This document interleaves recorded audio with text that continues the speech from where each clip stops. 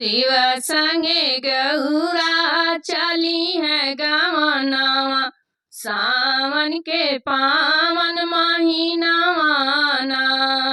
शिव संगे गौरा चली है गवनवा, सावन के पावन महीनावाना। एक बने गईली दूसरे बने गईली, एक बने गईली दूसरे बने गईली। गंगा मैया मारेली नजरिया, भीगेला गौरा के चुनरिया ना। गंगा मैया मारेली हो लहरिया, भीगेला गौरा के चुनरिया ना।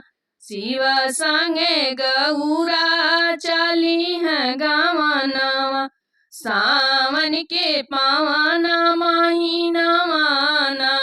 शिव संगे गौरा चली है गवनवा, सावन के पावन महीनावाना। जटा खोली शिव गंगा बैठावे, जटा खोली शिव गंगा बैठावे। गंगा के मान अपनी पगड़िया, गंगा के बान अपनी पगड़िया। सावन के पावन महीनावाना, सावन के पावन महीनावाना। शिव संगे गौरा चली है गवनवा, सावन के पावन महीनावाना। शिव संगे गौरा चली है गवनवा, सावन के पावन महीनावाना। शिव गौरा आए देखन यमुना जी आए, शिव गौरा देखन यमुना जी आए। यमुना जी मारेली अजब लहरिया, गौरा के भीगेला चुनरिया ना। यमुना जी मारेली अजब लहरिया, गौरा के भीगेला चुनरिया ना।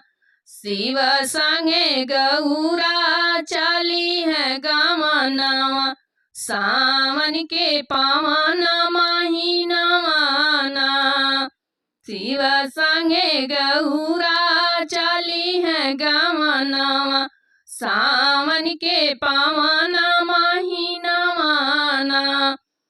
चंदन कटाई नैया बनवावे, चंदन कटाई के नैया बनवावे।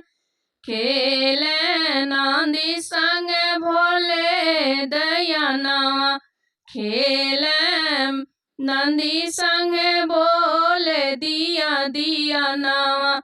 निक लागे गौरा के ना रानियाना, निक लागे गौरा के रानियाना।